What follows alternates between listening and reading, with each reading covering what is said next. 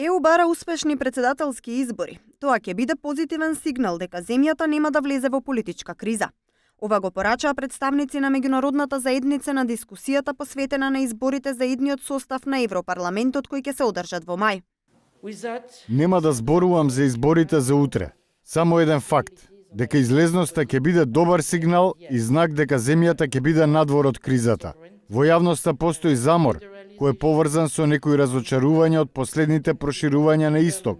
Очигледно е дека постои загриженост со владењето на правото во некои земји членки и затоа постои идејата дека демократската стабилизација на земјите од Западен Балкан е апсолутно задолжителна пред да добијат цврста препорака од Европската комисија. Најголемото проширување на Европската унија се случи пред 15 години. Од тогаш интересот на земјите членки да примаат нови сојузници се намалува. Во исто време голем предизвик за изборите за Европски парламент е растот на евроскептицизмот и недовербата во Европската унија која расте поради се поголемиот број на популистички партии кои се против проширување на унијата. Бројот на политичките партии кои се спротивставуваат на зголемувањето на ЕУ се удвои, се зголеми двојно.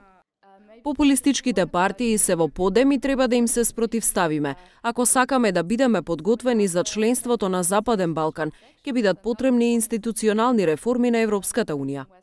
Изборите за новиот состав на Европскиот парламент ќе се одржат помеѓу 23 и 26 мај.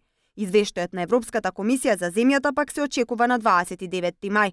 За сега најскептични членки на Унијата за доделување датум за преговори се Франција, Холандија и Данска.